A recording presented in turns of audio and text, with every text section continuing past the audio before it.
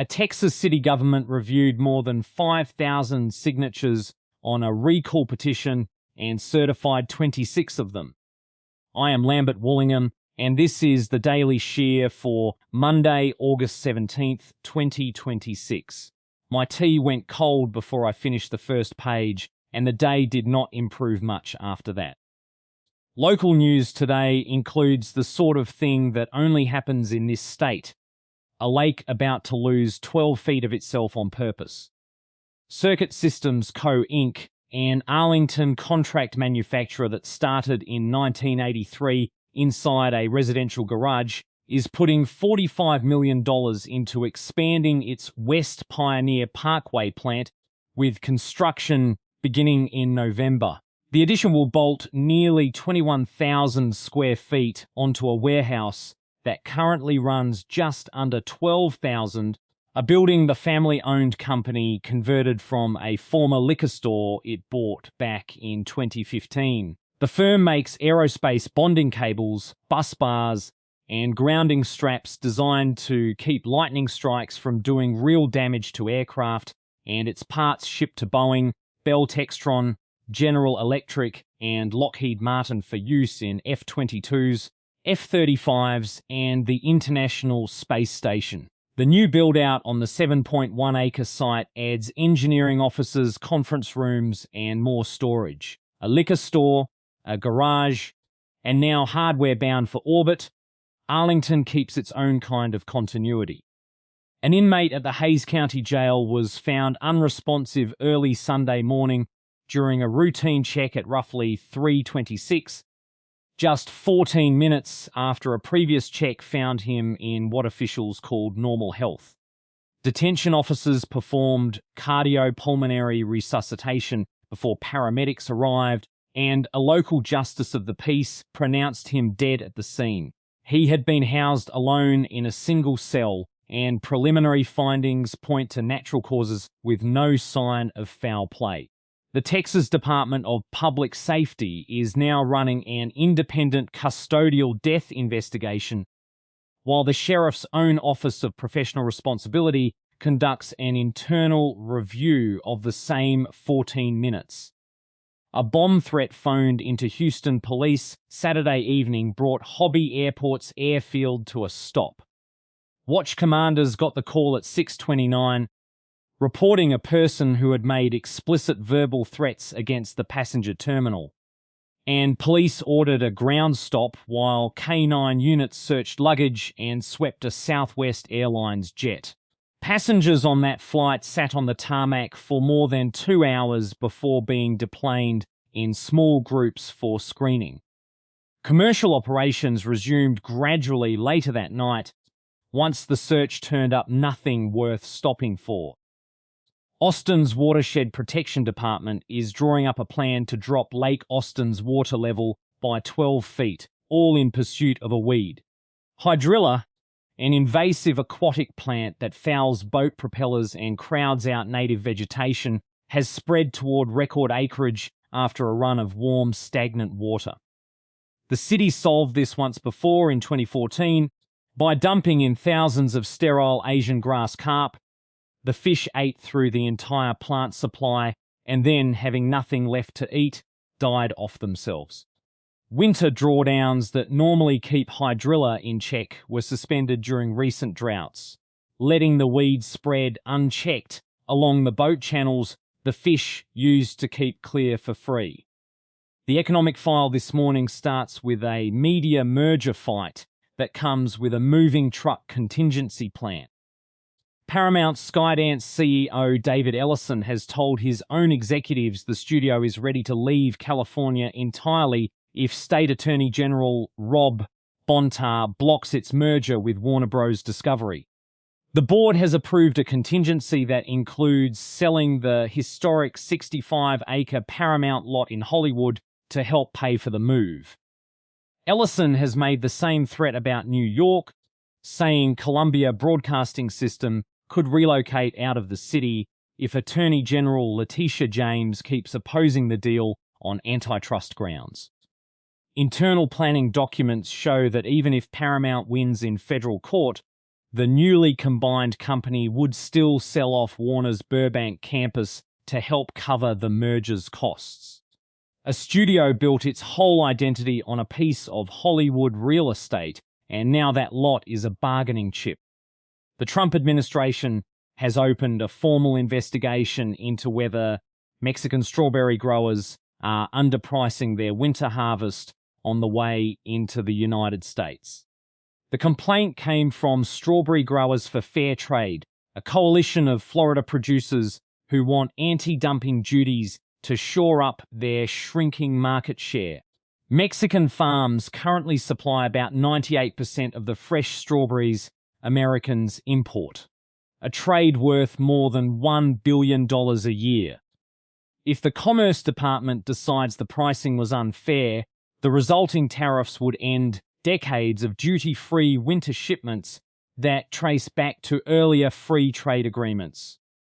State Warren Act filings are getting a closer look after the United States labor market shed 23,000 jobs in July. Federal revisions also quietly erased 103,000 jobs previously reported for May and June, a layoff that happened only on paper, months after the fact. The Federal Warren Act requires any employer with 100 or more full-time workers to give 60 days written notice before a plant closure or a layoff hitting 50 or more people, and Texas, California, and New York all keep searchable public logs of who is coming. Manufacturing and services both showed signs of cooling, and anyone curious about their own employer now has a database for that.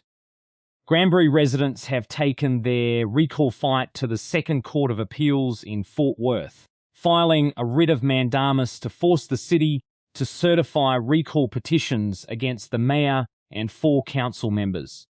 The dispute traces back to the council's approval of Project Patriot, a proposed 2,000-acre power plant and artificial intelligence data center campus at Knox Ranch. Organizers say they gathered more than 5,000 signatures across 5 petitions and accused the city of violating the Texas Open Meetings Act during the project's negotiations.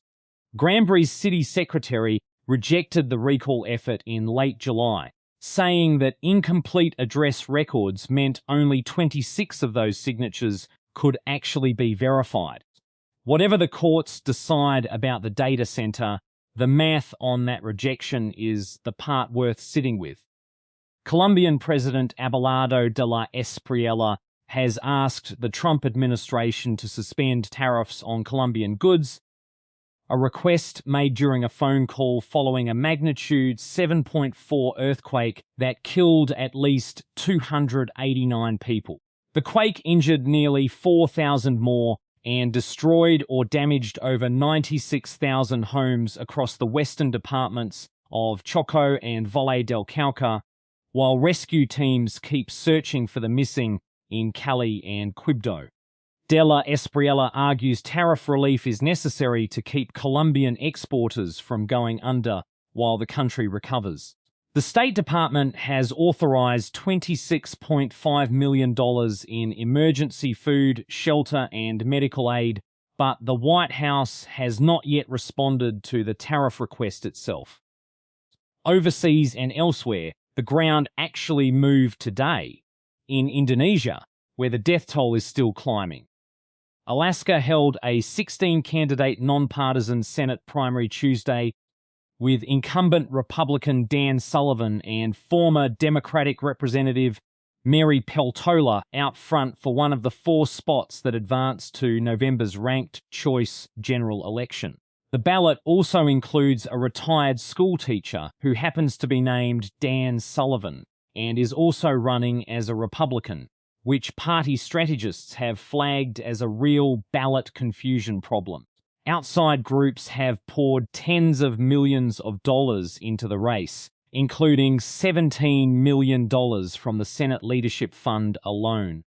Recent polling has the incumbent Sullivan ahead of Peltola by 2 points, a margin thin enough that the other Sullivan could matter more than anyone would like to admit.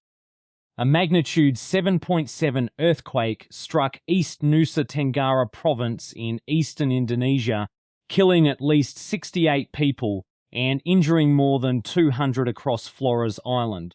The shallow quake destroyed more than 900 homes and damaged schools and health facilities, pushing roughly 12,800 residents into temporary outdoor shelters, and has been followed by nearly 1,000 aftershocks. Emergency crews are working to clear debris from the 435-mile Trans-Flores Highway, the main route into isolated villages in the Manggarai and Nagakio regencies. Provincial authorities have declared a 14-day state of emergency, and military units and national disaster agencies are moving in food and temporary housing. House Minority Leader Hakeem Jeffries used a Meet the Press interview to reject both Medicare for All and the broader platform of the Democratic Socialists of America. Jeffries said House Democratic leadership will focus on lowering out-of-pocket healthcare costs rather than pursuing single-payer restructuring, a position that sits oddly against his own co-sponsorship of Medicare for All bills in 2019 and 2021. His comments land just after progressive candidates won primaries in Michigan and Wisconsin, sharpening the healthcare divide ahead of the midterms. He also declined to endorse DSA proposals for universal government-funded healthcare, restructuring the Supreme Court, or abolishing federal immigration enforcement agencies. Campaign finance records show that Maine Senate candidate Troy Jackson, while running Maine Senate Democratic Campaign Committee, oversaw a political action committee that took in more than $207,000 from corporate donors and lobbyists between 2018 and 2024. Contributors included the health insurer Cigna, Bank of America, and the power company Avangrid. Jackson is now running against incumbent Republican Susan Collins on a message of standing up to special interests on behalf of working people. He has specifically criticized pharmaceutical companies and Central Maine Power, which happens to be an Avangrid subsidiary, all while pledging to strip lobbyist influence out of Washington. British Prime Minister Andy Burnham exchanged messages with someone posing as White House Chief of Staff Susie Wiles before security officials caught the impersonation. Downing Street says Burnham cut off contact as soon as the deception was flagged, and that no sensitive government material was shared in the meantime. This follows an earlier breach of Wiles' personal phone contacts, which someone used to target American lawmakers, governors, and corporate executives.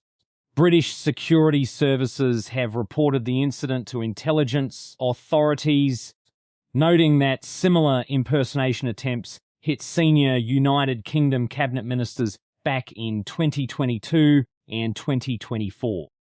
I want to spend a moment on the fish. Austin solved its hydrilla problem in 2014 by importing thousands of sterile Asian grass carp, and those carp did their job so completely that they ate every scrap of the plant and then had nothing left to eat, so they died. The city's answer to that outcome is not a better fish. It is dropping the entire lake by 12 feet and starting over, which strikes me as the kind of plan you reach for only after ruling out every other option, including, apparently, a second carp. I am an ovis, not a biologist, but even I can see the shape of it. Bring in an animal to solve a vegetation problem, watch it succeed itself out of existence, then respond by removing the water instead. At this rate, Lake Austin will end up a very tidy hole in the ground with excellent water clarity and nothing alive in it at all. Somewhere in Alaska, there is a retired school teacher named Dan Sullivan running against a sitting senator named Dan Sullivan, and nobody involved seems to think that is a problem worth sorting out before Tuesday. That covers this morning's filings, and I intend to go stare at a glass of water for a while, 12 feet at a time. Lambert-Woollingham has nothing further to log today. The day has been shorn. Until tomorrow.